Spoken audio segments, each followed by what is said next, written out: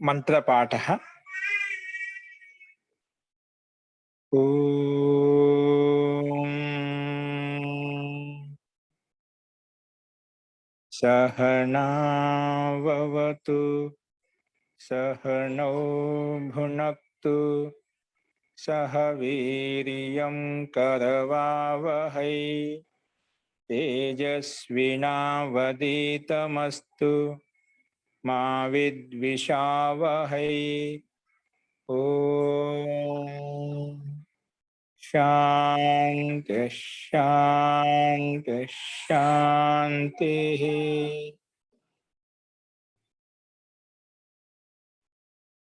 సర్వేభ్యో నమః. అందరికీ నమస్కారం అండి. నిన్న చెప్పిన పాటలు ఎదుకైనా సందేహాలు ఉన్నాయండి?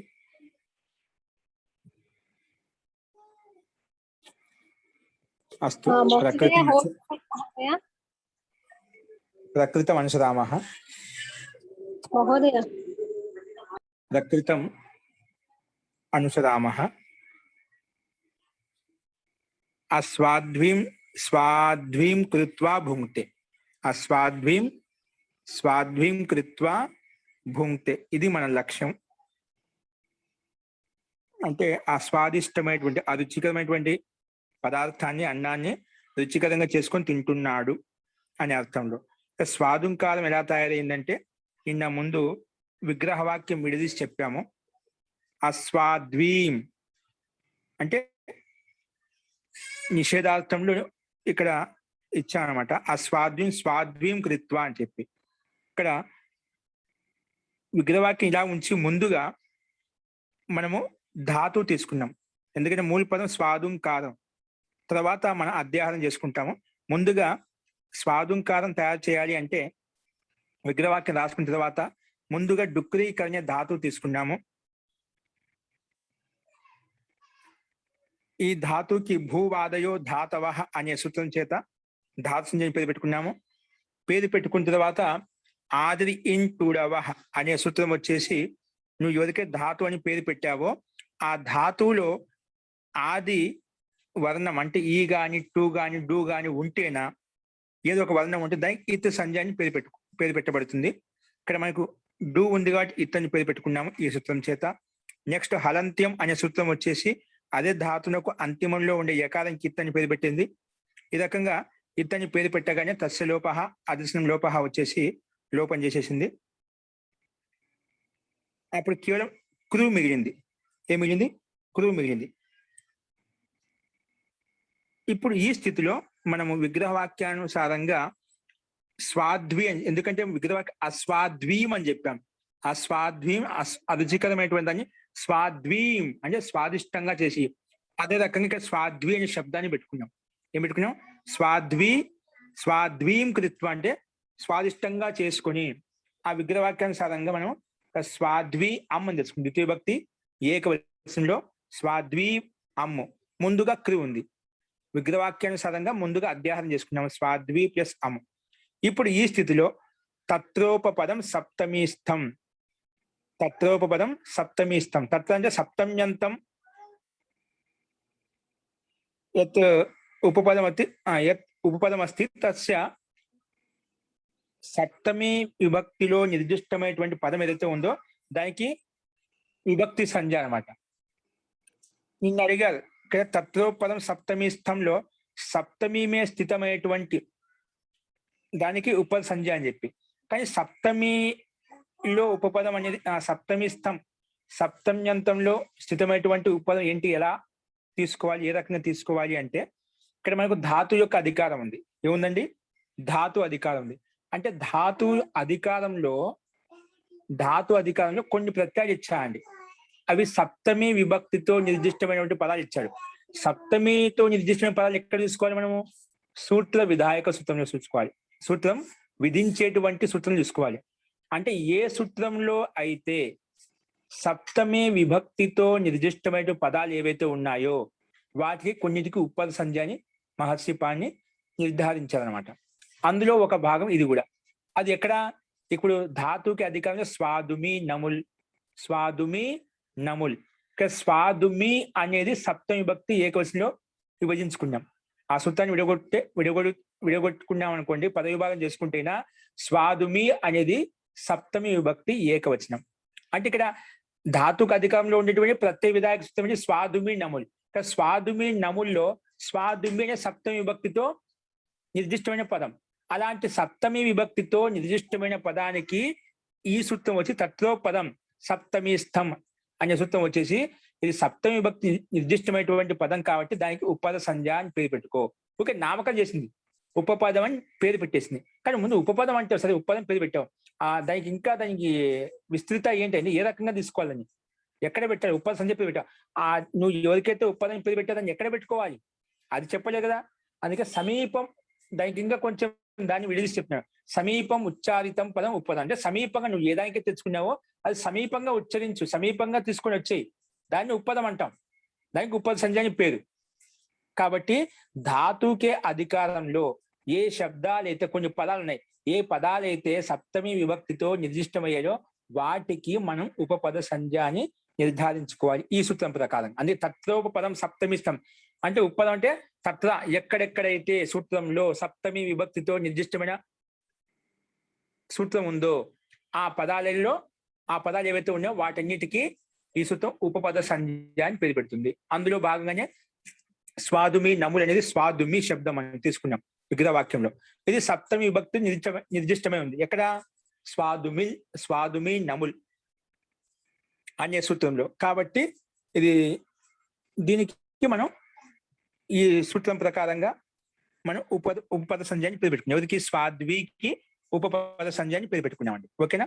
అందుకే స్వాదికి అన్య సూచన స్వాద్వి శబ్దస్య ఉపపద సంజ్ఞ భవతి అదాయండి. స్వాద్వి శబ్దస్య రాసుకున్నాము, ఉపపద సంజ్ఞ అని పేరు పెట్టినాం. సరే, ఉపపద సంజ్ఞ పేరు పెట్టుకుని ఏం లాభం వచ్చింది, నామకం చేసుకున్నాము. ఈ సూత్రం వచ్చి ఉపపద సంజ్ఞ పేరు పెట్టింది. ఎందుకంటే ధాతుకి అధికారం ఇక్కడ వచ్చింది. ధాతు ఇదం అధికార సూత్రం అస్మిన్ అధికార స్వాదుమి నముల్.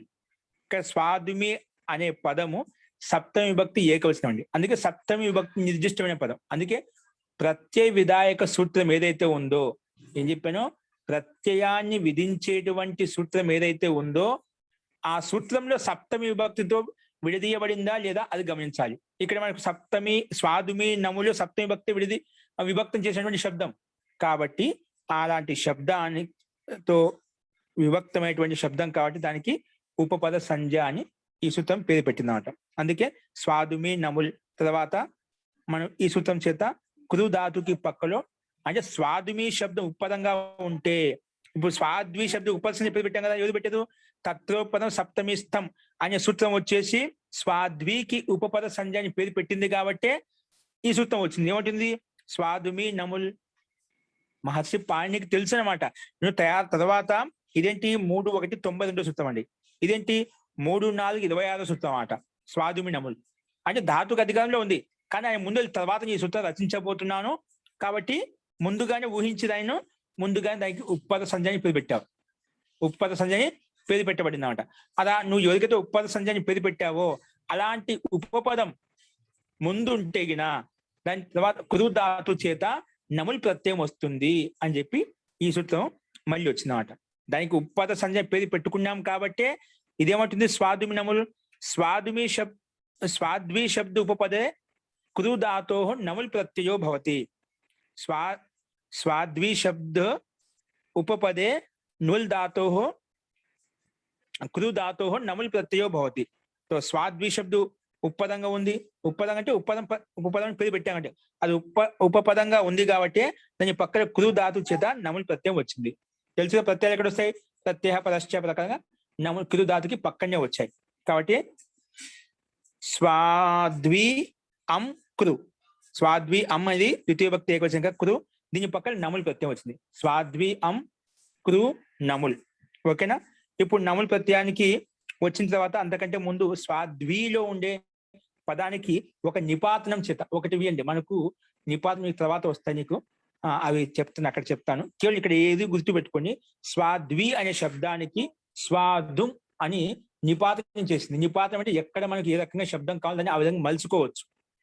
అది ఒక ప్రకరణం ఉంది అన్నమాట, నిపాత ప్రకరణం అని చెప్పి. అది నీకు తర్వాత వస్తుండగా స్పష్టమవుతుంది. ఇక్కడ ఏం గుర్తు, స్వాద్వి అనే శబ్దాన్ని నిపాతనాత్ స్వాధుం భవతి. అది నేను రాయొచ్చు అనమాట. స్వాధ్వి అనే శబ్దానికి నిపాతనం చేత మనం స్వాధుంగా మార్చుకున్నాం. ఓకేనా? అందుకే కింద రాష్ట్రం స్వాధుం అమ్ ఎలాగైతే అలాగ ఉంది, కృదాతు ఎలాగైతే అలా ఉంది, నములు ప్రత్యయం ఎలాగైతే అలాగ ఉంది. ఇంతవరకు నిన్న మనం చూసాం. ఓకే, ఇప్పుడు తత్రోపదం సప్తమిస్తం కొంచెం స్పష్టమైందా? సింపుల్ గా ధాతు యొక్క అధికారంలో అంటే 3వ అధ్యాయంలో ఉన్నటువంటి ప్రత్యయాలకు ఏ సూత్రంలో అయితే సప్తమి విభక్తితో విడదీయబడిన శబ్దం ఏదైతే ఉందో అవన్నీ ఉపపదాలే అండి.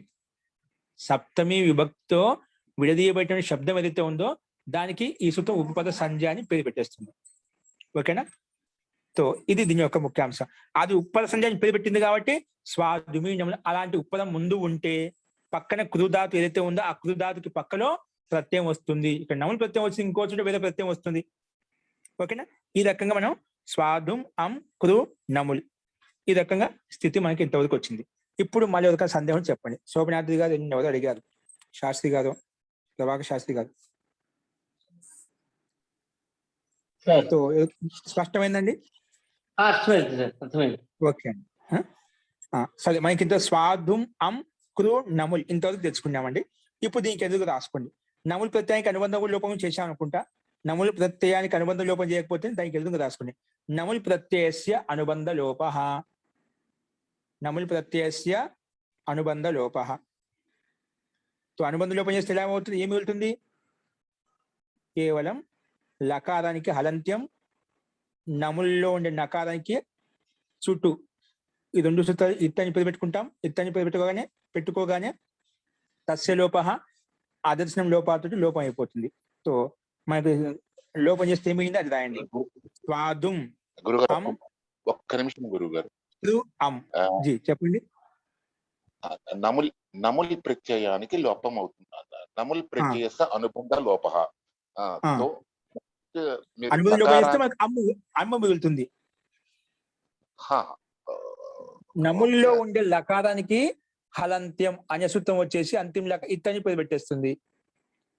చుట్టూ అనే సూత్రం వచ్చేసి ఇంకొకటి నముల్లో ఉండే ఆది నకారానికి ఇత్తని పేరు పెట్టేస్తుంది. తర్వాత ఊ కూడా ఉంది. ఊకారానికి నముల్లో ఉండే ఊకారానికి ఉపదేశే అజనునాసిక ఇత్ అనే సూత్రం చేసి ఊకారం కూడా వెళ్ళిపోయింది. మనకి ఏం వెళ్తుంది? ఈ 3కి ఇత్తని పేరు పెట్టే. ఇత్తని పేరు పెట్టుకోగానే తస్యలోప అనే సూత్రం సిద్ధంగా ఉంటుందట. అందుకే నువ్వు ఎవరికైతే ఇత్తని పేరు పెట్టావో దానికి తస్య లోప, తేషాం లోప. చాలా ఉన్నాయి కదా, 1, 2, 3 ఉన్నాయి. తస్య అంటే ఒకటే తస్య అంటాం, 2 అయితే తయో అంటాం. చాలా 3 ఉన్నాయి కాబట్టి బహువచనంలోకి వచ్చింది. అందుకే తేషాం లోప, ఆ ఇతు సంజ్ఞక వర్ణాలకు లోపం అయిపోతుంది. లోపం అంటే ఏం చేయాలి? అదర్శనం లోప, కనిపించకుండా చేయాలి. చేస్తే మిగిలింది మనకు అమ్మ మిగిలింది. అంటే నముల్లో ఉండే నాలో ఆ పక్కన మకార హలంతం, ఊకారం వెళ్ళిపోతే, లకారం వెళ్ళిపోతే, అందుకే అమ్ మిగిలింది. ఓకేనా? అందుకే స్వాధుం అం కృ అం ఇది స్థితి మనకు. ఓకే, యోగ్య అర్థమైందా?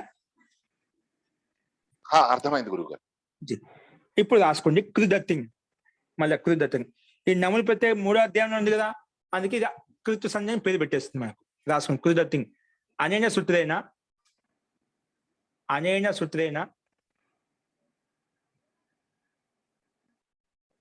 అం ప్రత్యయస్య కృత్ సంజ్ఞ భవతి. అం ప్రత్యయస్ అంటే నములు ప్రత్యయస్ అంటే నములు ప్రత్యయానికి అమ్మ మిగిలింది. అందుకే డైరెక్ట్ రాయిపించింది. నములు అన్న కూడా ఒకటే, అమ్మ అన్న కూడా ఒకటే. ఓకేనా? కానీ అమ్మ అంటే ఇది ద్వితీయ భక్తి బహువచనం అనుకోవద్దు, ద్వితీయ భక్తి ఏకవచనం అనుకోవద్దు. సు ఔ జస్ అమ్మ ఇదేంటి? నములు ప్రత్యయంలో అనుబంధం చేయగా మిగిలినటువంటి అం ప్రత్యయం గుర్తుపెట్టుకోండి. అం విభక్తి కాదు ఇది. అస్తు తో కృదత్తింగ్ అనేన నముల్ ప్రత్యయస్య లేదా అం ప్రత్యయస్య కృత్ సంజ్ఞా భవతి. ఓకే, చూడు ఈ పుస్తకం వచ్చి అం ప్రత్యయం కృత సంజ్ఞ పేరు పెట్టగానే వెనకమ్మటి వచ్చింది మన ప్రకృత సూత్రం, మనం చెప్పుకోబోయే సూత్రం వచ్చింది. రాసుకోండి. కృన్మే జంతః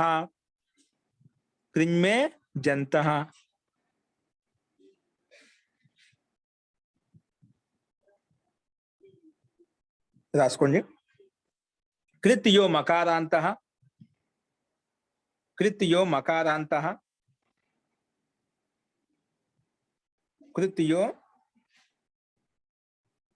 మకారాంతః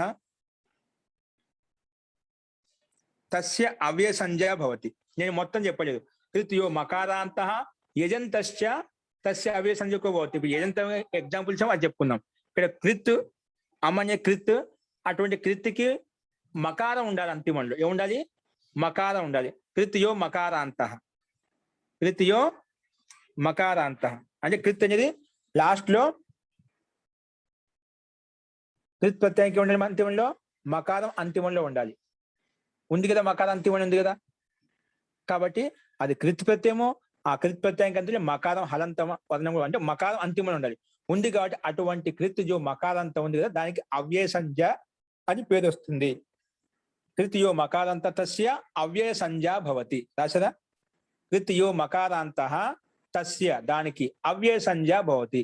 అవ్యయం అని పేరు పెట్టుకున్నాం. ఓకేనా? అంటే అం ప్రత్యయానికి అవ్యయం అని పేరు పెట్టబడింది. ఓకే. ఇప్పుడు సూత్రం ప్రకృతి సూత్రం వినియోగించబడింది. ఎలా వినియోగించబడింది? అది కృత్ అయి ఉండాలి. ఉంది. అం ప్రత్యయానికి ఇప్పుడే కృత్ అని పేరు పెట్టుకున్నాం. కృత్ వచ్చేసి ఆ కృత్ ప్రత్యయానికి మకారం అంతిమంలో ఉండాలి. ఉంది కదా, అంలో మా అంతిమంలో ఉంది. కాబట్టి ఈ సూత్రం వచ్చేసి అవ్యయ సంజ్ఞ అని పేరు పెట్టింది. సరే, ఇక్కడ అవ్యయ సంజ్ఞ అని పేరు పెట్టి లాభం ఏంటి? మనం ఇంతకుముందు సూత్రాల్లో అవ్యయం పేరు అవ్యయం పేరు పెట్టుకోవడం వల్ల అవ్యయ దాప్ సుపహ అనే సూత్రం వచ్చేసి అక్కడ సుప్ లుక్ చేసాం. సుపు లుక్ చేసాం అంటే సుకి లుక్ చేసాం కనిపించకుండా. కానీ ఇక్కడ అవ్యయ సంజ్ఞ అని పేరు పెట్టుకోవడం ఏం లాభము అంటే రాసుకోండి. అమై వావ్యయేన, అమై వావ్యయేన. ఇది సూత్రం ఓపెన్ చేయండి. 2:2:20. అమై వావ్యయేన, అమై వావ్యయేన.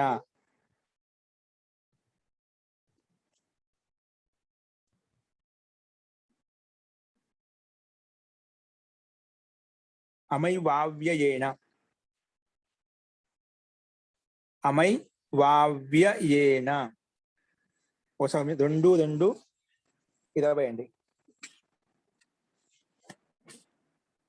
రాసుకోండి. అనేన సూత్రేణ,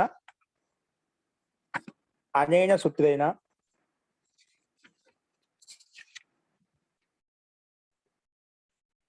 అవ్యయేన, అవ్యయేన. ఇక్కడ అవ్యయం ఏంటండి? ఇది ఇక్కడ అవ్యయం ఏంటి? మనకు అమ్ నమ్ముల ప్రత్యయానికి వచ్చినటువంటి అమ్, ఇది అవ్యయం పేరు పెట్టాం. అది అవ్యయం. ఇది అంటుంది అవ్యయేన, అవ్యయేన ఉపపదస్య, అవ్యయం తోటి తృతీయ భక్తి అంటే అవ్యయేన ఉపపదస్య అంటే ఉపపదానికి యహ సమాసః, యహ సమాసః ఏదైతే సమాసం ఉందో, యహ సమాసః ఏదైతే సమాసం ఉందో సహ అది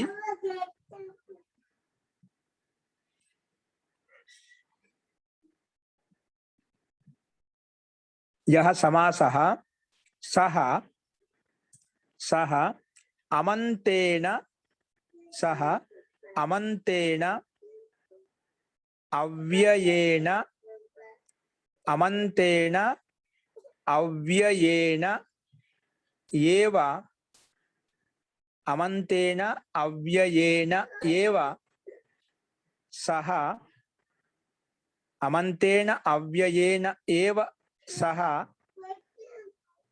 భవతి, అమంతేన అవ్యయేన ఏవ సహ భవతి. న అన్యేన, న అన్యేన.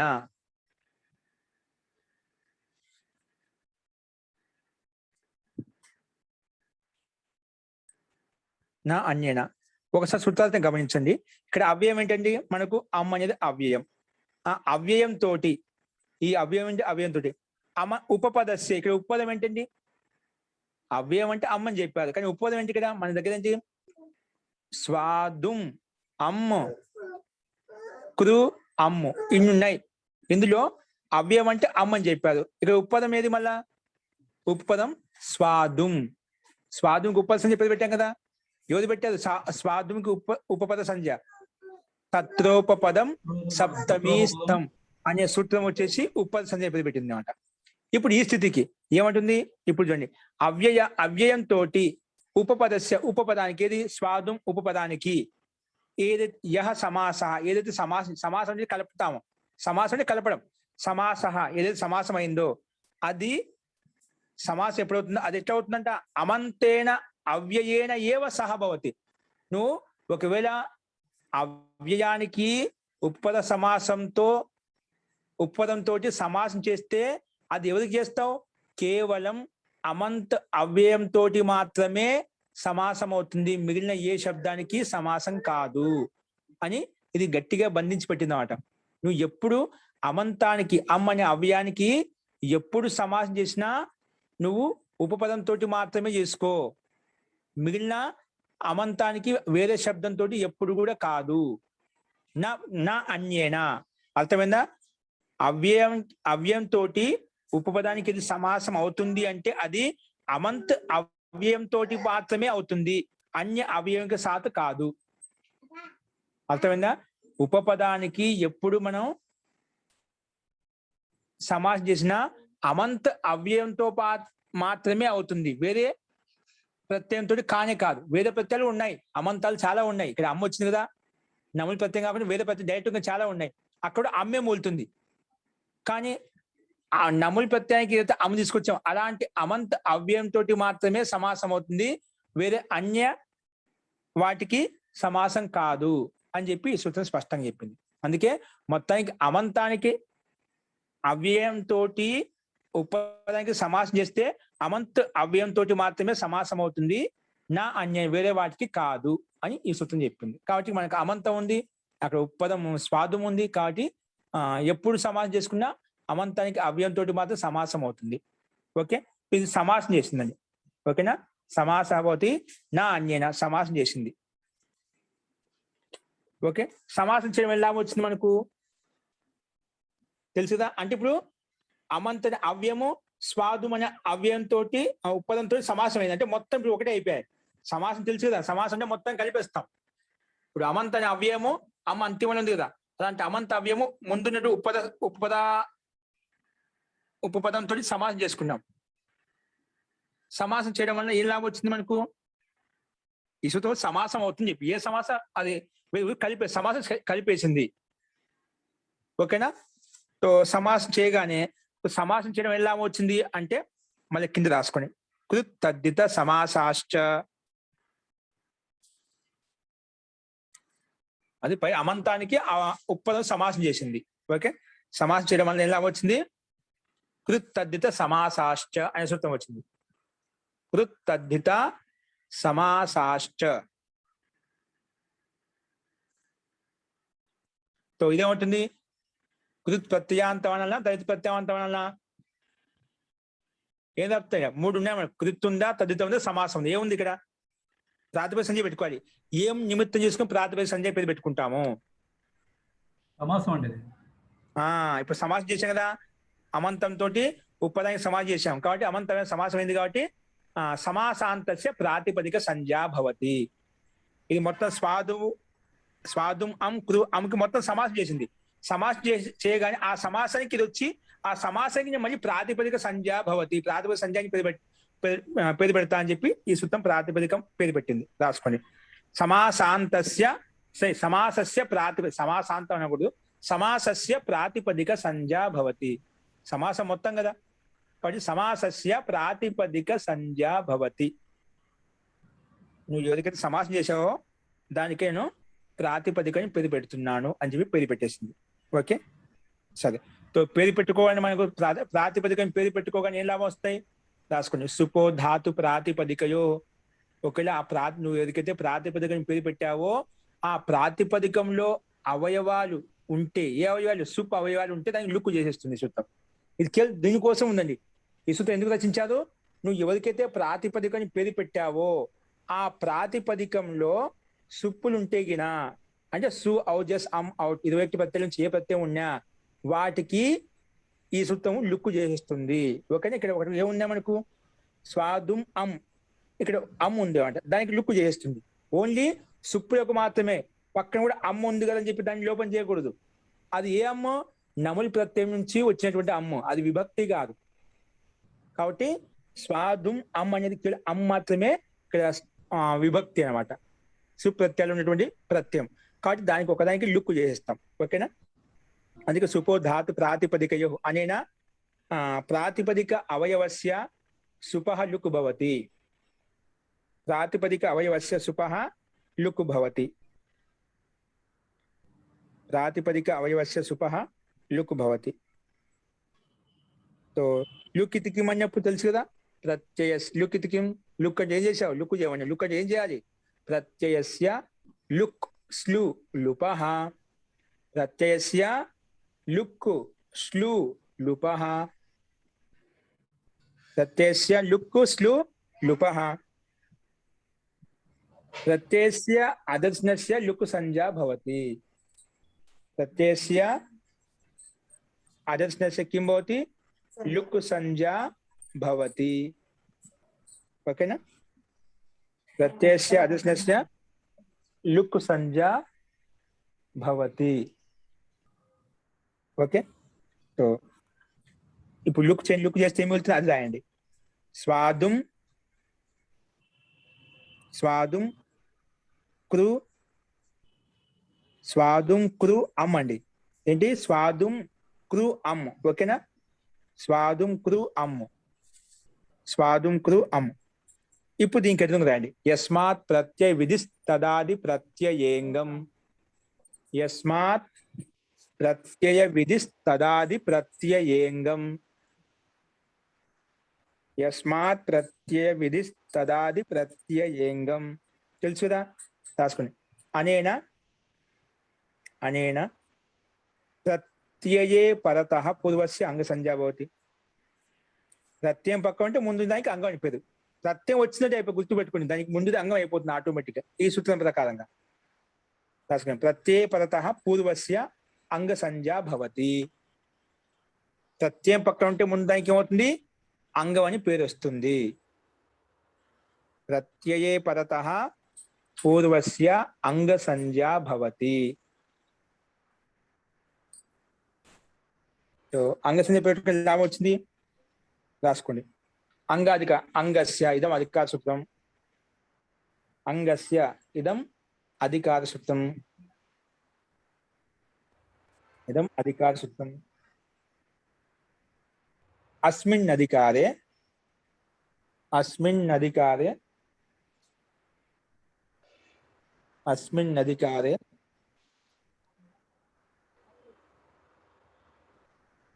ఇది రాయండి పక్కన. అచోయినితి కనిపిస్తుందా? అచోయినితి అచోయినితి చూసి రాసుకోండి స్క్రీన్ మీద తప్పు లేకుండా. అచోయినితి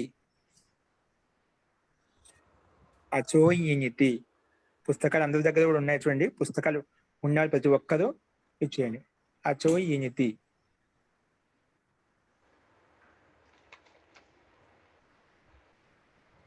రాసుకోండి. ఇదేమంటుంది? రాసుకోండి. అనేన సూత్రేణ అజంతస్య అంగస్య అజంతస్య అంగస్య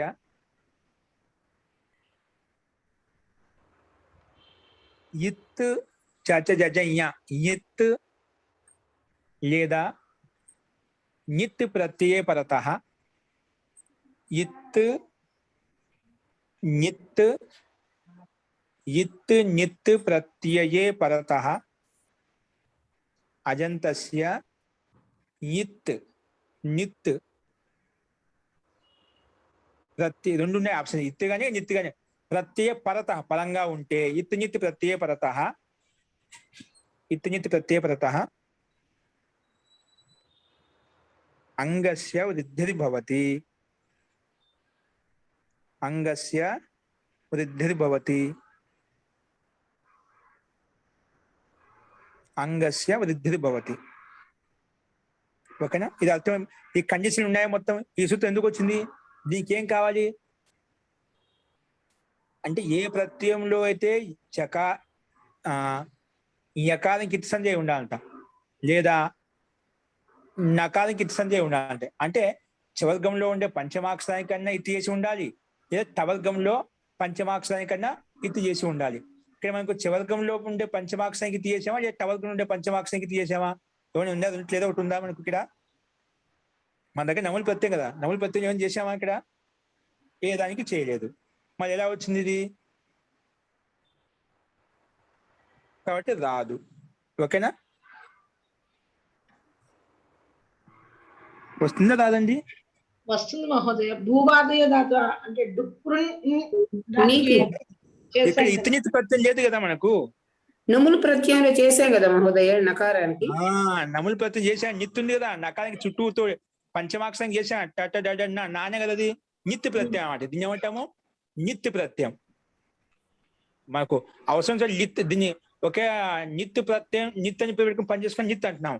ఒకే లకారం కూడా ఇత్ చేసాం కాబట్టి లిత్ కూడా అనుకో, స్వరం చేస్తే లిత్ అనుకుంటాం మనం. మొత్తం మన ప్రత్యయం నిత్ ఉంది, నిత్ కూడా అంటాం, దీన్ని లిత్ కూడా అంటాం. ఓకేనా? అవసరమైతే ఉత్తు కూడా, అంటే మనకు నకారానికి ఇత్తి చేసాం కాబట్టి నిత్తు, ఉకారానికి ఇత్తి చేసాం కాబట్టి ఉత్తు, అదేవిధంగా లకారానికి ఇత్తి చేసాం కాబట్టి లిత్. 3 రకాలు ఉన్నాయి. ఎక్కడ ఇది పని చేసుకోవాలో అక్కడ చేసుకుంటాం. ఇక్కడ నిత్ అని చెప్పింది కాబట్టి నిత్తు కూడా ఉంది. అందుకే అలా నిత్తు ప్రత్యయం పక్కన ఉంటే, ఉంది కదా పక్కన, అప్పుడు అంగానికి, అంగం అంటే ఏంటి? ప్రత్యయం పక్కన ఉంటే ముందు అంగం, కానీ ఆ అంగానికి వృద్ధి అవుతుంది అని చెప్పింది. అంగానికి వృద్ధి అవుతుంది చెప్పింది. వృద్ధి అంటే ఏమిటి? అంగాన్ని వృద్ధి చేసుకోండి, బాగుంది. వృద్ధితికిం, వృద్ధి ఏం చేయాలి నేను? అప్పుడు వృద్ధితికిం అని వృద్ధి రాదేచ్ ఈ సూత్రం వస్తుంది. వృద్ధి రాదేచ్ అనేన సూత్రేణ ఆ ఐ ఔ ఇది ఏతేషాం వర్ణానాం వృద్ధి సంజ్ఞా భవతి. వృద్ధి అంటే ఏం లేదు, ఆ ఐ ఔ ఈ 3 వర్ణాలకు వృద్ధి అని పేరు పెట్టుకున్నాము. అందుకే వాటిని వృద్ధి చేయాలి. కానీ వృద్ధి చేయమన్న బాగానే, మరి వెంటనే ఈ సూత్రం వృద్ధి చేయడానికి వస్తూ ఉంటే వెనకబడే ఇంకో సూత్రం వచ్చింది. ఏది? రాసుకో. ఉదన్ రపరహ, ఉదన్ రపరహ. సరే, ఆ ఐ ఔకి వృద్ధి చేయమని చెప్పావు. సరే, వృద్ధి చేయడానికి పోతే ఏం చేస్తాం? వృద్ధి వెనక ఈ సూత్రం వచ్చిందండి. ఈ సూత్రం వృద్ధి అనగానే అంటే రాసుకో. ఉదన్ రపరహ చెప్తాను, రాయండి. ఉదన్ రపరహ, దాని పక్కనే ఉంది, స్క్రీన్ మీద చూసి రాసుకోండి. ఉదన్ రపరహ స్క్రీన్ మీద కనిపిస్తుంది చూడండి. ఉదన్ రపరహ. ఈ సూత్రం ఎప్పుడు సిద్ధంగా ఉంటుందండి. ఈ సూత్రం ఏమంటుంది? ఎప్పుడు ఉదన్ రపర ఎప్పుడు సిద్ధంగా ఏముంటుంది? ఇది ఏమంటుంది? ఇది రుకార స్థానంలో ఏమని చెప్పినా, ధాతు యొక్క ధాతువులో ఉండే రుకార స్థానం ఎప్పుడు గుణము కానీ వృద్ధి కానీ చేసుకున్నామంటే అయిపోయా. ఈ సూత్రం ఉదన్ రపర సూత్రం సిద్ధంగా ఉంటుంది. ఇకారానికి ఉకారానికి గుణం చేసుకో, ఇబ్బంది లేదు. ఒకవేళ నువ్వు రుకారానికి ఎప్పుడు గుణము కానీ వృద్ధి కానీ చేశావనుకో, వెంటనే ఉదన్ రపరహ అనే సూత్రం పరిగెత్తుకుంటూ వస్తున్నామంట. ఎందుకు? ఓన్లీ రుకార స్థానంలో ఎప్పుడు గుణము చేసినా వృద్ధి చేసినా అప్పుడు నువ్వు ఏం చేయాలంటే ఉదన్ రపరహ. రువర్ణస్య స్థానే ప్రసజ్యమానమైతే అది రపరో భూత్వా భవతి, రకారం పరంగా వస్తుంది అని చెప్పింది. దీని అర్థం రాసుకుని దాని తర్వాత చెప్తాను. ఉదన్ రపరహ, ఉదన్ రపరహ రాసుకో. అనేన సూత్రేణ చూడండి, స్క్రీన్ మీద కనిపిస్తుంది పైన. రువర్ణస్య స్థానే అన్ అంటే అన్ ప్రత్యాహారం పైన చూడండి, స్క్రీన్ మీద నీటికి కనిపిస్తుంది. రెడ్ పెన్తో అక్కడ మార్కింగ్ ఇచ్చాము. అన్ స్థానే, రువర్ణస్య స్థానే అన్ అంటే అన్ ప్రత్యాహారం అండి. అన్ ప్రత్యాహారం. అన్ అంటే ఏమిటి? ఆ ఈ ఊ ఈ 3 వర్ణాలు వచ్చాయి. ఆ ఈ ఊలో 3 వర్ణాలు ఉండేది మనకు. అన్ ప్రసిద్ధమాని, ఇక్కడ ప్రసిద్ధమానమైందా? రువర్ణ స్థానంలో మనకి ఏం ప్రసిద్ధమానమైందండి? అయ్యా ప్రసిద్ధమానం అయ్యాయా? ఈ 3 వర్ణాలు చదివిన వచ్చిందా మనకు? ఈ 3 వర్ణాల్లోంచి మనకి ఏదైనా వర్ణం వచ్చిందా? రాలేదు కదా. రాలేదు మహోదయ, రూ ఉంది అక్కడ. ఎందుకు రాలేదండి? వృద్ధి వచ్చింది కదా. వృద్ధిలోంచి ఏముంది? వృద్ధి అంటే ఏమిటి? ఆ ఏ ఆ ఐ ఔ, ఆ ఉంది కదా.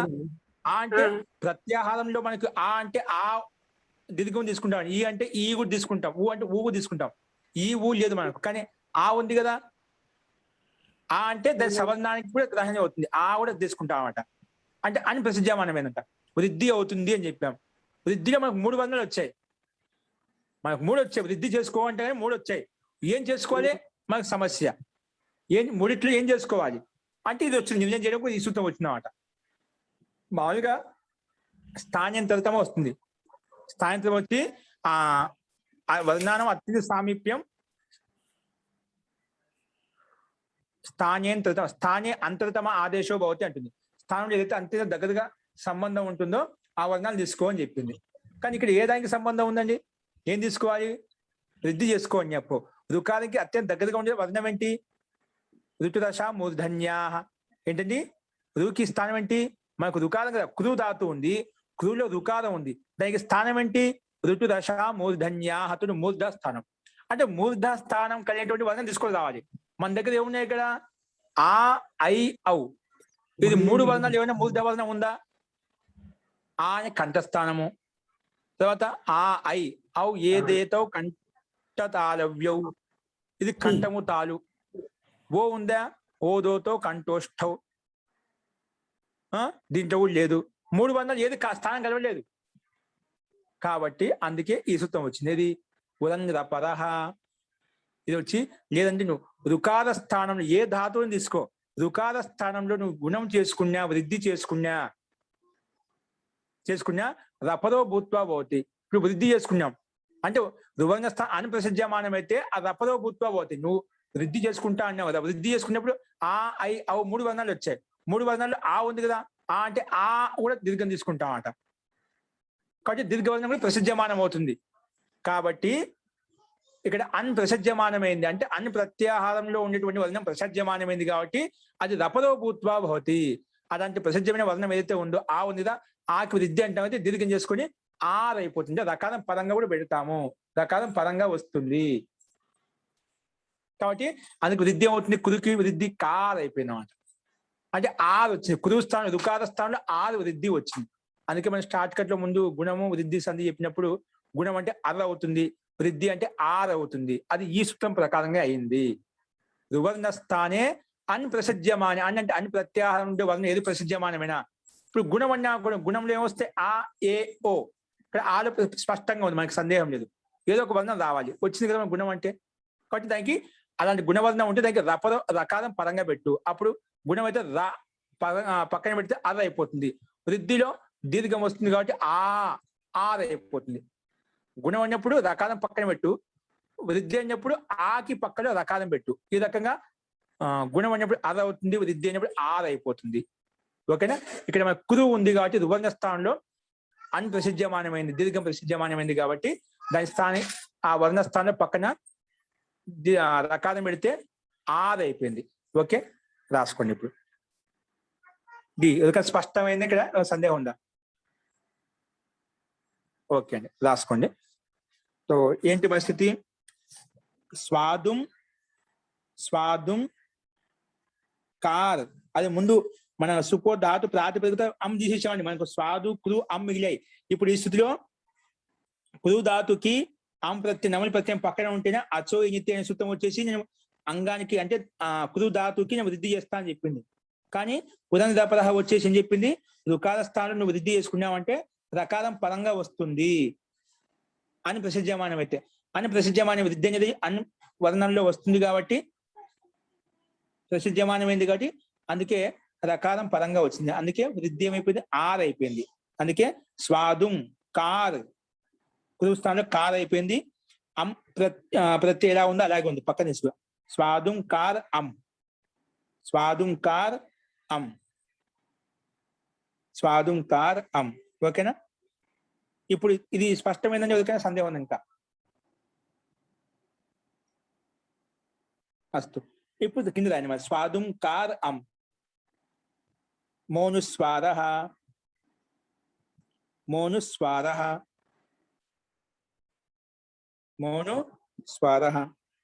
అనేన సూత్రేణ మకారాంతస్య పదస్య అనుస్వార ఆదేశో భవతి. మకారాంతస్య పదస్య కిం భవతి? అనుస్వార ఆదేశో భవతి. సంధి సూత్రం చెప్పుకున్నాను. వ్యంజనం పక్క ఉంటే అయిపోయా. 8, 3, 23. మరొకసారి రిపీట్ చేస్తాం. ఏంటిది? ఏకవారం పునః. ఏంటిది? మోనుస్వారః. మహోదయ పెట్టాను చూడండి, స్క్రీన్ మీద చూసుకోండి. మోనుస్వార చూడు పదాంతస్య రాసుకో. అనేన సూత్రేణ పదాంతస్య మకారస్య స్వాదుం అని ఒక పదం కదా, అది పదం. ఆ పదానికి అంత్యంలో పదాంతస్య మకారస్య అనుస్వార ఆదేశో భవతి.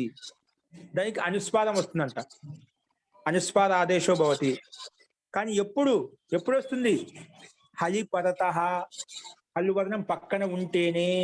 హలిపరత, హల్లువర్ణం పక్కన ఉంటేనే వస్తుందంట, మామూలుగా రాదండి. హలిపరత అంటే హల్లువర్ణం పక్కన ఉంటేనే. ఓకేనా? హలిపరత అంటే హల్ అంటే హల్ ప్రత్యాహారం ఉండే వర్ణం. హయ వర్క్ లో ఉండే హాండు మొదలుకొని లాస్ట్ వరకు లా వరకు, అంటే అచ్చులను వదిలిపెట్టి మొత్తం హల్లులు మొత్తం వచ్చేసే హల్లు వర్ణాలు పక్కన ఉంటేనే అప్పుడు ఆ ముందున్నటువంటి మకారానికి అనుస్వారం చేసుకుంటాం.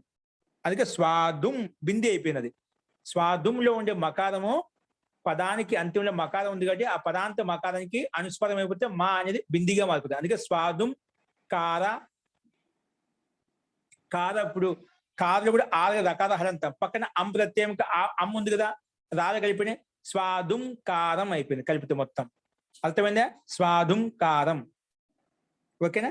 ఇది ముందుగా పదాంతంలో ఉండే మకారానికి ఈ సూత్రం వచ్చేసి హలి పరత స్వాదుం కారలో కకారం హల్ వర్ణంలో వస్తుంది కాబట్టి అది పక్కన ఉంది కాబట్టి మనకు ముందున్నటువంటి పదానికి మనం ఏం చేసాము? అనుస్వారం చేసుకున్నాము. ఓకేనా? అందుకే స్వాదుం కారం అయిపోయింది. కలిపితే ఏమైపోయింది? స్వాదుం కారం. ఓకేనా? ఇప్పుడు మన రూపం సిద్ధించింది స్వాదుం కారం. ఓకేనా? ఇప్పుడు స్వాదుం కారంలో ఏ ప్రత్యయము? అమ్మని ఏ ప్రత్యయం? అంత్యం ఏ ప్రత్యయం ఉంది? తద్ది ప్రత్యయం ఉందా, సమాసం ఉందా, లేదంటే కృత్ ప్రత్యయం? ఏ ప్రత్యయం ఉంది? నముల్ ప్రత్యయం. నముల్ ప్రత్యయం కృత్ కాబట్టి ఆ కృత్ ప్రత్యయం ఉంది. దానికి కృత్ సమాసాష్టనియం ప్రకారం ప్రాతిపదిక సంధ్య ఉంది. ఆల్రెడీ ముందే పెట్టుకున్నాం మనం. అట్లా కూడా కృదంతం అనుకున్నాడు, ప్రాతిపదిక సంధ్య ఉంది. ప్రాతిపదిక సంధ్య ఉంది కాబట్టి మనం డైరెక్ట్ గా రాసుకోండి. పూర్వవత్ సు ఆది ఉత్పత్తి కృత్వ. పూర్వవత్ సు ఆది ఉత్పత్తి కృత్వ ప్రథమ విభక్తి ఏకవచనే సు ప్రత్యయ భవతి. ప్రథమ విభక్తి ఏకవచనే సు ప్రత్యయ భవతి. तो प्रथम विभक्ति ఏకవచనం వస్తుంది, సు ప్రత్యయం వస్తుంది. ఓకేనా? तो తీసుకొచ్చేయండి. तो స్వాదుం కారం ప్లస్ సు, స్వాదుం కారం ప్లస్ సు.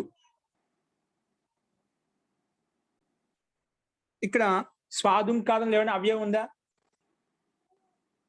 పెట్టుకునే స్వాదుం కారంలో అం ప్రత్యయానికి అమ కృత్యో మకారంత ప్రకారంగా అం ప్రత్యయానికి అవే సంజ్ఞ ఉంది అన్నమాట. ఇప్పుడు వెంటనే మళ్ళీ అవే సంజ్ఞ ఉంది కాబట్టి క్రింజంత ప్రకారంగా ఈ సూత్రం మళ్ళీ 2 రకంగా పనిచేస్తుంది. అక్కడ ఒకటి ప్రయోజనం చేసింది, అవ్యయం పేరు పెట్టుకోవాలని అమై వావ్యేన అనే సూత్రం వచ్చేసి ముందున్న ఉత్పాదంతో సమాసం చేసి, ఇది ఒక ప్రయోజనం. ఇక్కడ ఏముంటుంది? ఇక్కడ అమ్మ అనే దానికి అవ్యయం పేరు పెట్టుకోవడం వలన మళ్ళీ వెంటనే అవ్యయా దాప్ సుపహ అని వచ్చేసింది. అది వచ్చి దాని అవ్యానికి పక్కన ఉండే సుప్పు లుక్కు చేసేస్తాను. అవ్యయం పేరు వస్తే అయిపోయి దాని పక్కన సు ఉంటే దానికి వెంటనే లోపం చేసేస్తుంది. ఓకేనా? అందుకే రాసుకోండి. సు తీసుకొచ్చిన తర్వాత మళ్ళీ రాసుకోండి కావాలంటే. క్రింజేజ్ ఎంత ఆల్రెడీ ఉంది, స్పష్టత కోసం కావాలనుకుంటే క్రింజేజ్ ఎంత ప్రకారంగా మకారానికి మనం పైన చెప్పుకున్నాం. అమ్ములో మకారంతో ఉంది, అది కృతి ప్రత్యయం కూడా. కాబట్టి అది క్రింద మకారం ఇంకా అవే సంజ్ఞాన్ని పేరు పెట్టాం కాబట్టి దాని పక్కలో సు తెచ్చుకున్నాం ఇప్పుడు. కాబట్టి దానికి లోపం చేసేస్తుంది. కాబట్టి తెలుసు, రాసుకోవాల్సిన అవసరం లేదు. ఇది రాయండి. అవ్యయా దాప్ సుపహ, అవ్యయా దాప్ సుపహ, అవ్యయా దాప్ సుపహ. అనేన సూత్రేణ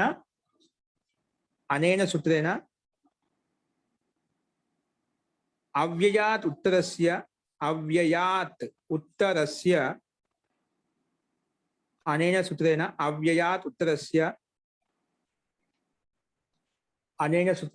అవ్యయాత్ ఉత్తరస్య అనేన సూత్రేణ అవ్యయాత్ ఉత్తరస్య అవ్యయాత్ సుపః లుక్ భవతి. అవ్యయాత్ ఉత్తరస్య సుపః కిం భవతి? లుక్ భవతి. సో అవ్యయానికి పక్కన ఉండే సు ఉందండి ఇక్కడ. అమ్ములో మా అమ్ములో అమ్మ అనేది అవ్యయం. నేను పక్కన సు తెచ్చుకున్నాం కదా, దానికి లుక్ చేస్తుంది. ఓకేనా? లుక్ అంటే ఏం చేస్తాం? కనిపించుకుని చేస్తాం. కనిపించుకుని చేస్తాం అని చెప్పింది ఎవరు? ప్రత్యయస్య లుక్ స్లు లుపః. ఇది చెప్పింది. ప్రత్యయస్య అదర్శనస్య లుక్ సంజ్ఞా భవతి. ఓకేనా? సో లుక్ చేస్తే ఏమిగింది మనకు? స్వాదుంకారం ఇది రూపం భవతి. స్వాదుంకారం ఇది రూపం భవతి, ఇది రూపం సిద్ధ్యతి. ఓకేనా? ఈ రకంగా మనకు రూపసిద్ధి తయారు చేసుకోవాలండి. ఇప్పుడు దీనికి ఒక సందేహం ఉందో చెప్పండి. మహోదయ, స్వాదుంకారం భుంక్తే కూడా ఉందండి, పక్క పేజీ పెట్టలేదు. భుంక్తే పదం కలుపుకో, యాడ్ చేసుకోవడం. అది ఒక మంత్రాంశం అన్నమాట, ఒక వాక్య ప్రయోగం అంట. భుంక్తే మనం యాడ్ చేస్తాం. స్వాదుంకారం, స్వాదిష్టమైన అన్నాన్ని భుంక్తే, తింటున్నాడు క్రియాపదం, అది యాడ్ చేసుకుంటాం భుంక్తే పదాన్ని. స్వాదుంకారం, మన స్వాదుంకారం ఎలా తయారు చూసాం అన్నమాట. ఓకేనా? అది యాడ్ చేసుకో. స్వాదుంకారం భుంక్తే ఇతి రూపం సిద్ధ్యతి. ఓకేనా? మహోదయ, చెప్పండి జీ, చెప్పండి. ఇక్కడ ఫస్ట్ మొదట్లో స్వాద్వి అమ్ము ప్రత్యయం తెచ్చుకున్నాం కదా, అది రాసుకోవడమేనా మనం ఇక్కడ మళ్ళీ పెట్టుకోవడం ఏదైనా ఉంటుందా? సుప ప్రత్యయం అమ్, అది మన విగ్రహానికి డైరెక్ట్ గా తెచ్చేసుకున్నాం కదా అధ్యాయం. స్వాధుం కృత్వా, స్వాద్వీం కృత్వా అని చెప్పి సరే అదే అడుగుదాం. విగ్రహాక్యమే తెచ్చేసుకుంటాం, అందుకే అమ్మ తెచ్చుకున్నాం. దానికి మనం సమాసం చేసాం కదా, ఏదాంతో అమయ వావ్యంతో సమాసం చేసి ఆ మధ్యలోని వ్యక్తిని తీసేసాం. మనం తీసేసి మనకు ఉండే రూపాన్ని మనకు వృద్ధి చేసుకుని మనం కలుపుకున్నాం మొత్తం. సరే, ఓకే. ఇప్పుడు సేమ్ దీనికి సమానంగానే సంపన్నం కారం భుంక్తే, అక్కడ స్వాదుం అని చెప్పి ఇక్కడ సంపన్నం పెడతామండి. స్వాదుం, ఆ సంపన్నం కృత్వా భుంక్తే, ఇక్కడ ఆ సాధును సాధిష్టంగా చేసుకొని తింటామని చెప్పాము. ఆ సంపన్నం కారం భుంక్తే, సంపన్నం కాలేదు, సిద్ధం కాలేదు, సిద్ధం కానిది సిద్ధం చేసుకొని తింటాము. ఆ సంపన్నం కృత్వా భుంక్తే. ఓకేనా? సంపన్నం చేసుకుని సిద్ధం చేసుకొని తింటాము. సేమ్ ఇదే విధంగా స్వాద్వీం కృత్వా అనే స్థానంలో ఆ సంపన్నం కృత్వా భుంక్తే, సంపన్నం కృత్వా భుంక్తే, దాన్నే సంపన్నంకారం భుంక్తే అని చెప్తాం. సంపన్నంకారం భుంక్తే అని చెప్పుకుంటాం. సేమ్ ఇదే విధంగా వస్తుంది. ఇక్కడ విగ్రహవాక్య రాసిన తర్వాత డుక్రీకరణ ధాతు భూవాదయో ధాతవ అనే సూత్రం చేత డుక్రీకి ధాతు సంజయని పేరు పెట్టుకుంటాము. ధాతు సంజయని పేరు పెట్టుకోగానే ఆది ఇంటుడవ అనే సూత్రం వచ్చి ధాతునకు ఆదిలో ఉన్నటువంటి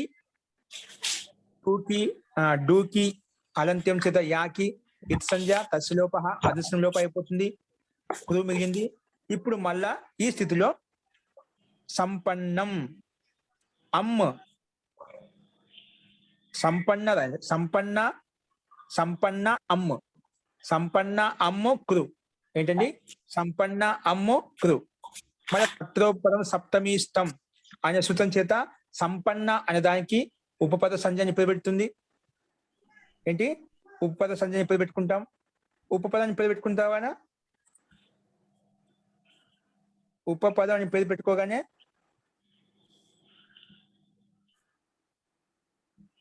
ఇక్కడ మనకు నేను ఒక విషయం చెప్పాను.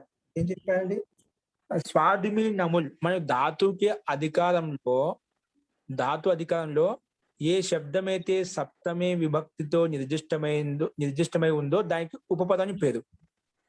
ఇక్కడ మనకు స్వాదుమి నముల్లో స్వాదుమి శబ్దం సప్తమి విభక్తితో నిర్దిష్టమైనది స్పష్టంగా కనిపిస్తుంది కాబట్టి దీనికి బాగానే ఉంది. ఇక సంపన్నంలో ఎక్కడ ఉందండి? సంపన్నం ఏదో సూత్రం ఉందా? సంపన్నం లేదు కదా మనకు ఇక్కడ, కానీ ఉపపదంగా వచ్చింది ఇక్కడ. దానికి సమాధానం ఏంటంటే ఇక్కడ స్వాధుం అనే శబ్దానికి రెండు అర్థాలండి. సాధు అనే శబ్దానికి ఎన్ని అర్థాలు? రెండు అర్థాలు ఉన్నాయన్నమాట. ఒకటి స్వాధు అంటే ఇక్కడ స్వాధు శబ్దం తీసుకుంటాము. ఇంకోటి అర్థవాచి, దాని అర్థము తీసుకుంటాం. స్వాధుం అంటే సంపన్నం చేసుకొని, సిద్ధం చేసుకొని, అంటే దాని అర్థాన్ని కూడా తాత్పర్యంగా తీసుకుంటాం అంట. అర్థం తాత్పర్యం ఇక్కడ అది కూడా తీసుకుంటాం. అందుకే శాబ్దికం కాకుండా అర్థానుగుణంగా కూడా మనకు రెండు అర్థాలు ఉన్నాయి కాబట్టి ఈ సంపన్న అనే దానికి ఉపసంజ అని పేరు వచ్చేస్తుంది. ఓకేనా? కొంచెం శాబ్దిక వాచి ఇక అర్థవాచి. ఇక్కడ అర్థవాచి సంపన్నం అంటే సంపన్నం చేసుకొని, లేదు ఇప్పుడు సంపన్నంగా లేదు, ఇప్పుడు రుచికరంగా లేదు, రుచికరంగా లేదా రుచికరంగా చేసుకున్నాం, అదే సిద్ధంగా లేదు, సిద్ధంగా లేదా సిద్ధంగా చేసుకొని తింటున్నాం అంటే అలాంటి అర్థంలో అలాంటి అర్థవాచి కాబట్టి ఇక్కడ దీనికి ఉపపద సంజ్ఞ అని తత్రోపదం సప్తమిస్తం అనే సూత్రం చేతనే వస్తుంది. అందుకే సమాసం అవుతుంది.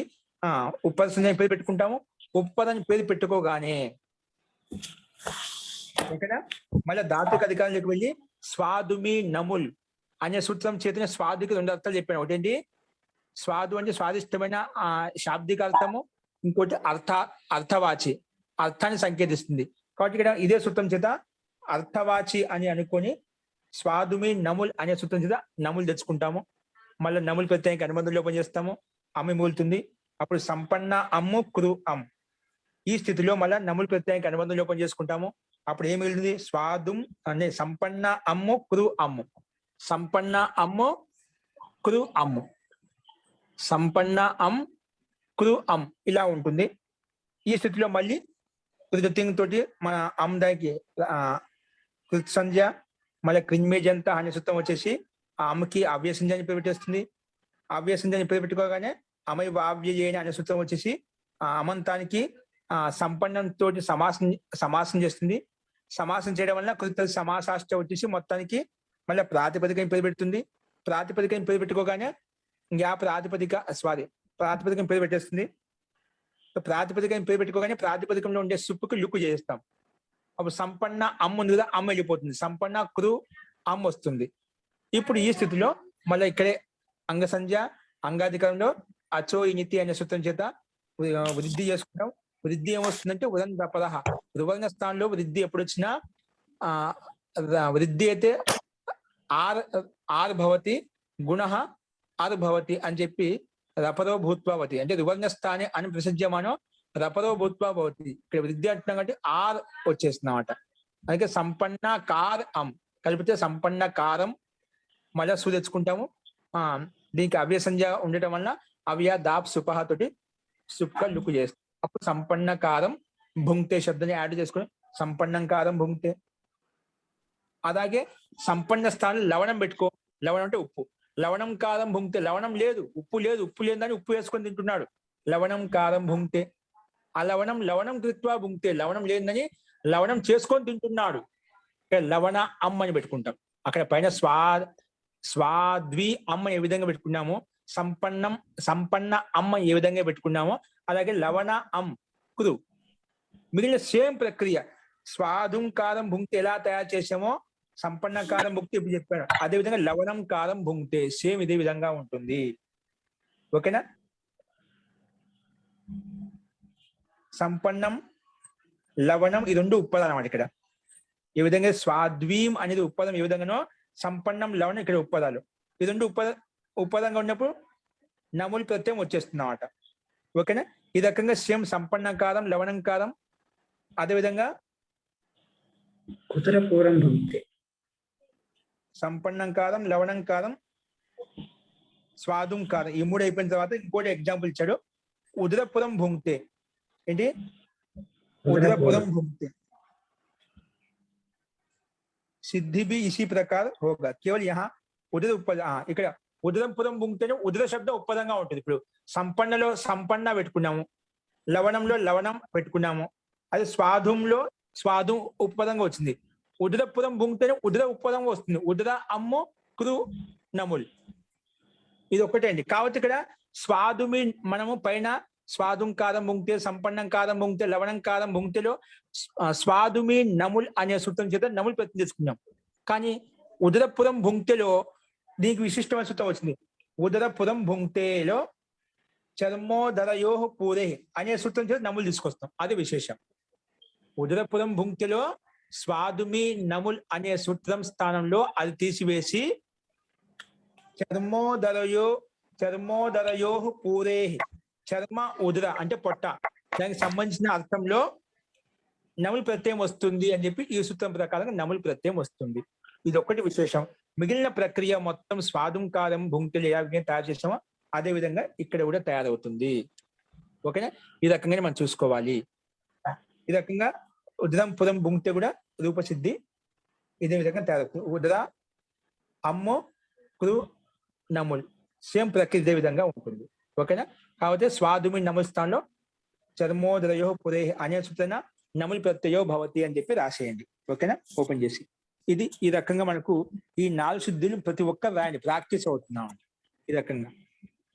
ఓకే, ఈ రకంగా రాస్తే మనకు ఈ క్రిన్మేజంత అనేది సంబంధించిన కృతియో మకారానికి సంబంధించిన ఎగ్జాంపుల్స్ పూర్తిగా చెప్పబడ్డాయి ఇక్కడ.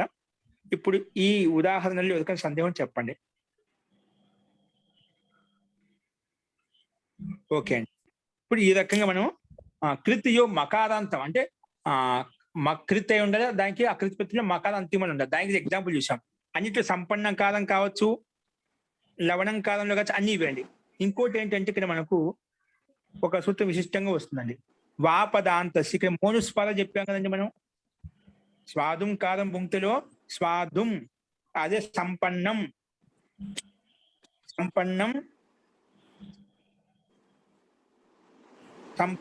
అం, ఇక సంపన్న అని చెప్పిన సంపన్నం అం, అలాగా లవణం అం.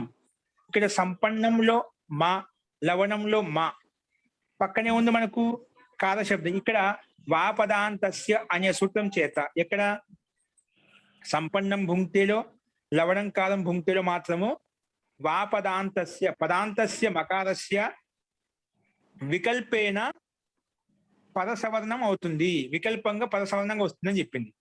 ఏంటండి అంటే 2 వస్తాయండి. మనం సింపుల్ గా అదే పెట్టుకోవచ్చు. స్వాదుంకారం బింది మోనుస్పాద ప్రకారంగా మనం బిందు కూడా పెట్టుకోవచ్చు. లేదంటే వాపదాంతస్య అనే సూత్రం చేత వైకల్పికం 2 వికల్పాలు చెప్తున్నాడు. పదాంత వికల్పంగా కూడా వస్తుంది, వికల్పంగా పరసవర్ణం వస్తుంది. అంటే పరంగా ఏదైతే వర్ణం ఉందో ఆ వర్ణానికి సవర్ణాక్షరం వస్తుంది, సమానాక్షరం వస్తుంది. ఏం చెప్పాను? వాపదాంతస్య వచ్చి ఏమంటుందండి? మోనుస్పాద అది ఒక ప్రక్రియ, అది డైరెక్ట్ గా అంతిమ మకారానికి అనుస్వారం చేసేస్తుంది, అది స్పష్టంగా ఉంది. ఇంకో ఆప్షన్ ఏంటి? వాపదాంతస్య అనే సూత్రం వచ్చేసి ఏంటి? వికల్పంగా దానికి అనుస్వారం చేసుకుంటాము అని చెప్పింది. వాపదాంతస్య ఏమొస్తుంది? క్షమ్యతాం, అది అనుస్వారం చేసిన తర్వాత అండి. ముందు మోనుస్వార అనే సూత్రం మకారం చేసేసింది, బింది అయిపోయింది. ఆ బింది చేసిన తర్వాత ఈ సూత్రం వచ్చింది వాపదాంతస్య. ఇది వచ్చేమంటుంది? నువ్వు ఎవరికైతే మకారం చేసి అనుస్వారం చేసావు కదా, ఆ అనుస్వారానికి పరసవర్ణ భవతి, పక్కన ఏదైతే వర్ణం ఉందో ఆ వర్ణానికి సవర్ణాక్షరం అయిపోతుంది అని చెప్పింది. ఆ వర్ణానికి సవర్ణాక్షరం అయిపోతుంది అని చెప్పింది. సవర్ణాక్షరం ఏంటండి? వర్గస్య పంచమాక్షరం వస్తుంది అక్కడ. అదే వర్గ పరసవర్ణం వస్తుందండి. పరసవర్ణం ఏముంది? పక్కన కార శబ్దం ఉంది. కార శబ్దంలో సవర్ణాక్షరం అంటే ఉంటుంది. సవర్ణాక్షరం అంటే ఇక్కడ మకారానికి సవర్ణాక్షరము, ఇది పంచమాక్షరం కాబట్టి దానికి పంచమాక్షరమే సవర్ణాక్షరం. పక్కనే వర్ణం ఉంది, కకారం ఉంది. కవర్గానికి పంచమాక్షరం తీసుకోవాలి. కారహలు కాని పంచమాక్షరం కదా, అప్పుడు ఇంకా వస్తుంది. అంటే ఆ అనుస్వారమే గకారంగా మారిపోతుంది. అందుకే లవణంకారం భుంక్తే సంపన్నంకారం భుంక్తే అలా చెప్పాలి. స్వాదుంకారం భుంక్తే, అప్పుడు స్వాదుంకారం భుంక్తే అని చెప్పాం. స్వాదుంకారం భుంక్తే అలా చెప్తామంట.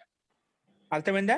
ఇది మోనుస్పాద అనే సూత్రం వచ్చేసి అనుస్వారం చేసిన తర్వాత మళ్ళీ వాపదాంతస్య అనే సూత్రం వచ్చేసి వికల్పంగా అనుస్వారానికే ఏం చేస్తుందంటే పరసవర్ణం చేస్తుంది. పరసవర్ణం అంటే పక్కన ఏదైతే వర్ణం ఉందో ఆ వర్ణానికి పంచమాక్షరం పెడుతుంది.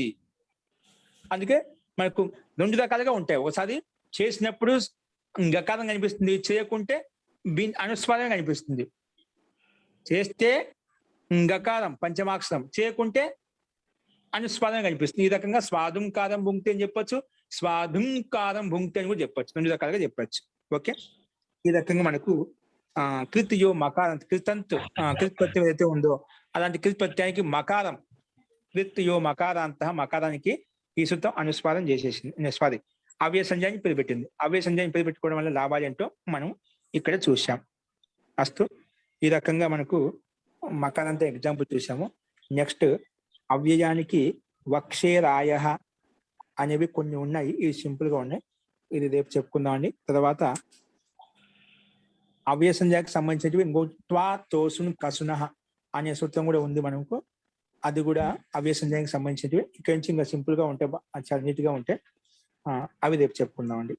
అస్తు మహోదయ, జీ. ఇక్కడ ఇంతకు ముందు మనం చెప్పుకున్న ఏమైనా స్వాదుంకారం సంపన్నంకారం అని చెప్పుకున్నారు. ఇక్కడ ఉదరపూర్వం అని వచ్చింది కాబట్టి ఇక్కడ నములు ప్రత్యయం వస్తే ఈ పూర్వం ఎలా వస్తుంది మహోదయ? ఉదరపూర్వం, ఉదర అక్కడ డైరెక్ట్ ఉదర శబ్దం ఉంది. ఉదర పూరం పూరం అనే శబ్దం ఉదర పూరం, పూరం అనే శబ్దం రావాలి కదా. ఉదర పూరం భుంక్తే అన్నారు కదా, అప్పుడు మనకి నములు ప్రత్యయం పెట్టుకుంటే చార్మోదరయో పూరి అని ఉంది కదా, అక్కడ నములు ప్రత్యయం పెట్టుకోమన్నారు కదా. మరి ఈ పూరం పూరం అనేది ఎలా వస్తుంది మనకి? ఈ పైన అక్కడ క్రూ ధాతు తీసుకున్నాం కదా, క్రూ ధాతు తీసుకున్నాం కదా. క్రూ ధాతు కాకుండా ఇక్కడ మనం క్రూ ధాతు తీసుకోవాలి. ఏం తీసుకోవాలి? ప్రియ ధాతు తీసుకుంటాను. ఉదరపురం ప్రియ పూరనే ధాతు ఉంది. ప్రియ పూరనే ప్రియ ధాతు తీసుకుంటాం. పూర్ణార్థంలో ప్రియ ధాతు తీసుకుంటాము. ఆ రుకారానికి ఉద అవుతుంది అన్నమాట. ఏమవుతుంది? రుకార స్థానం ఉద అవుతుంది. కానీ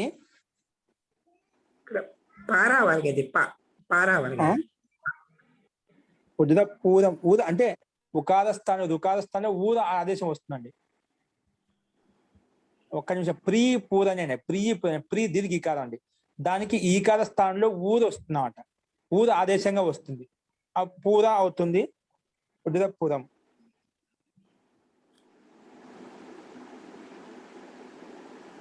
మనం ఇక్కడ ఏం చెప్పి ఉదరపురం అంటే ఇక్కడ డైరెక్ట్ గా మనం ఉదరపుర శబ్దం తయారు చేసి తీసుకున్నాము. ఉదరపుర ప్రియ ధాతుని తీసుకున్నామండి. ప్రియ పాలన పూరణ యోహు. పాలన పూరణ అంటే 2 అర్థాలు వచ్చింది. ఇక్కడ ఊరు అనే సూత్రం వస్తుందండి. అంటే ప్రియలో ఉండే ప్రియ ధాతుకి ఈ ఉంది కదా, దానికి ఊరు ఆదేశం వస్తుందండి. ఏమొస్తుంది?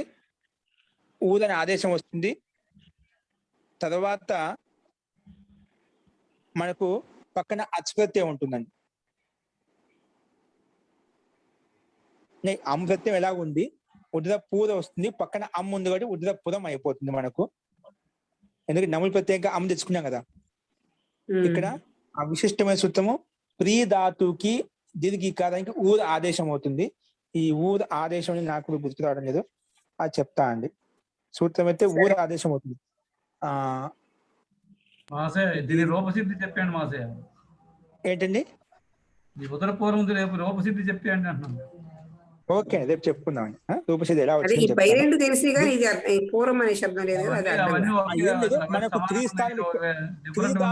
ప్రియ పూరనే ఉంది. ప్రియ పూరనే కాదు, ప్రియ పూరనే ఉంటుంది. దానికి దీర్ఘీకారానికి చెప్తే కదా ఊరు ఆదేశం వస్తుంది. అదే ఒక విశేషం. ఆ సూత్రం ఒకటి చెప్తాను, రేపు చెప్తాను, చెప్పి చూపిస్తాను. ఓకేనా? స్పష్టంగా ఉంటుంది, రాసుకుందాం కూడా. ఓకేనా? అస్తు అండి. పూర్ భరతే పూర్ పూర్ పూర్ నుండి భరణ పూరయతి పూరయతే అది ధాతు ఏం తీసుకున్నారు? ధాతు పూర్ పూర్ పూర్ తీసుకునేదా? పూర్ అది అక్కడ భరతి అనేటువంటి దానికి వస్తుంది. పూరయతి పూరయతి పూరయత పూరయంతి భరతి భరత పూజించడం. పూర్ పూర్ పూజ దాంట్లో తీసుకుంటే సమస్య లేదు. పూజ అంటే పక్కన అమ్మ వస్తుంది కదా, పురం అయిపోతుంది. ఒకవేళ పూజ దాతు ఇచ్చిన అంటే మీరు చెప్పిన ప్రకారం నాకైతే ప్రియ ధాతు అట్లా నాకు ఐడియా వస్తుంది. ఒకసారి చూస్తే అయినా పర్వాలేదు. ఒకవేళ పూజ ధాతు అయితే మనకి చేసుకోవాల్సిన అవసరం లేదు. డైరెక్ట్ గా మనకు చర్మోదయ పురేహ తోటి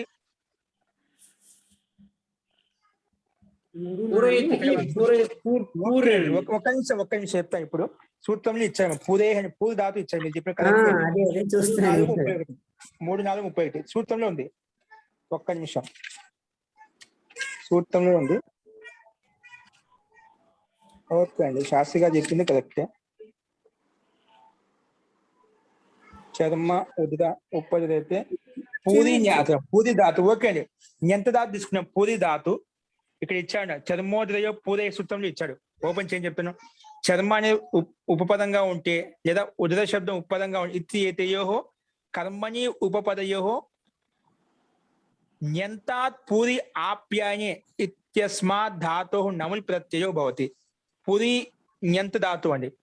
ఈ పురి అనే పూరి దీర్ఘం, పూరి నిచ్ ప్రత్యయం తయారైనటువంటి శబ్దం తీసుకోవాలి. పూరి మన అనుబంధం లోపం చేసుకుంటే పూరి మిగులుతుందండి. పూరి మిగిలింది.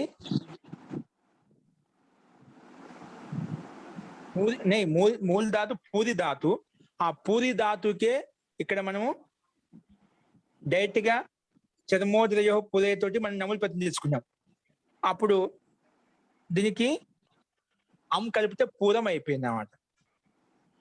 పూరి ఆప్యాయని ధాతు తీసుకున్నామండి. ఈ రకంగా మనకు దీంట్లో ఊర ఆదేశం కూడా రాదు, అది వేరే సందర్భంలో వస్తుంది నేను చెప్పింది. కాబట్టి అదే కొంచెం విశిష్టంగా చెప్పండి మహోదయ, మీరు చెప్తే మాకు క్లియర్ అవుతుంది. రేపు మీరు చెప్పండి. అదే ఇదే అండి ముఖ్యంగా పూరి ఆప్యాయని ధాతు తీసుకున్నప్పుడు. ఒక నిమిషం, ఉదర అమ్ము పూరి ధాతు. ఇప్పుడు మనము చర్మోదరయో పూరే అనే సూత్రం చేత, చర్మోదయ పూరే అనే సూత్రం చేత మనము నములు తెచ్చుకుంటాం. మొత్తం అదే నములు తెచ్చుకున్నాక అనుబంధం మిగిలింది. మనం డుక్రీకరణ ధాతు తీసుకొని రాగానే ఏ విధంగా అయితే అనుబంధం లోపం చేసుకున్నామో అలాగే పూరి ధాతు పెట్టుకొని, పూరి ఆప్యాయ ధాతు పెట్టుకొని దానికి భూవాదయ ధాతవాహించిన ధాతు సంజ్ఞ మన ధాతుకు అధికారానికి వెళ్ళి అనుబంధం లోపం చేసుకుంటే హలంత్యం చేత ఉపదేశ అజనునాసిక ఇత్ అనే సూత్రం చేత ఇత్ సంజ్ఞ తత్సలోప అదర్శన లోపం చేసుకుంటే పూరు మిగులుతుందండి. ఏం మిగులుతుంది? పూరు. ఓకేనా? ఆ పూరు పక్కన ఉంది కాబట్టి కలిపితే పురం అయిపోయింది. పూర రకాల హలంతము పురం అయిపోయింది. దీంట్లో మనకు డూక్రీ పెట్టుకోకుండా ఈ పూరి శబ్దం తోటి ఆ పూర్ అనే శబ్దం తయారు చేసుకోవాలి మనం, అంతేనా మహోదయ? అంతే అండి. ఓకేనా? సరే మహోదయ, ఇప్పుడు వచ్చింది. ఓకే అండి, ఉత్తమం. ఓకే అండి శాస్త్రి గారు, మీరు అందుకే మా సూత్రం ప్రతిదీ మన సూత్రం ఓపెన్ సూత్రం చేస్తుంటే అందుకే ఆలస్యం చేస్తున్నాం. ఆలస్యం చేయకూడదు. మనం ఎప్పుడు కూడా పొరపాటున కూడా ప్రతి సూత్రం చిన్నదైనా పెద్దదైనా ఓపెన్ చేసి చూడాలి. ఇప్పుడు ఇక్కడే మనకి సమాధానం ఇచ్చాడు. చర్మోదరయో పూరేహిలో అక్కడ పూరి ధాతు మనకి స్పష్టంగా ఇచ్చాడు. చర్మాన్ని ముందున్న ఉపదం ఉంటే, ఉదర శబ్ద ఉపదం ఉంటే పూరి ధాతువు తోటి మనకి న్యత్ ప్రత్యయం నములు ప్రత్యయం వస్తుంది చెప్పి స్పష్టంగా చెప్తున్నాడు. పూరి ఆప్యాయని ఇత్యస్మాత్ ధాతు నములు ప్రత్యయో భవతి. ఓకేనా? కాబట్టి ఇది న్యంతంతో యుక్తం చేసి ఇచ్చాడు కాబట్టి ఆ ధాతుతోటి మనకు నములు ప్రత్యయం వస్తుంది కాబట్టి మనకు రూపసిద్ధి అవుతుంది. అందుకే చర్మోదయ పూరి ధాతు సూత్రంలో మనం గమనించాలి. అస్తు, ఈ రకంగా మనకి ఈ రూపాలు మొత్తం సిద్ధిస్తాయండి. నెక్స్ట్ యజంతానికి సంబంధించి, యజంతం అంటే ఏ ఓ ఐ ఔకి సంబంధించి ఎగ్జాంపుల్స్ ఇలా ఉంటాయి. ఏ రకంగా అవి వినియోగింపబడింది సూత్రంలో అవి మనం రేపు చూద్దాం. ఇవి చాలా ఇంకా సింపుల్ గా ఉన్నాయి. ఒకటే సూత్రం వచ్చేసి ఒకటి సూత్రాలే గుర్తు పెట్టుకోవాల్సింది, చాలా సింపుల్ గా ఉంటాయి. ఓకే, దాని తర్వాత మనం నెక్స్ట్ చూద్దామండి. అస్తు, మంత్రపాఠ. ఓం సర్వే భవంతు సుఖినః, సర్వే సంతు నిరామయాః, సర్వే భద్రాణి పశ్యంతు, మా కశ్చిద్ దుఃఖ భాగ్ భవేత్. ఓం శాంతి శాంతి శాంతి. సర్వేభ్యో నమః. అందరికీ నమస్కారం అండి. నమస్తే మహోదయ. నమస్తే మహోదయ. నమస్తే మహోదయ. ధన్యవాదాలు మహోదయ.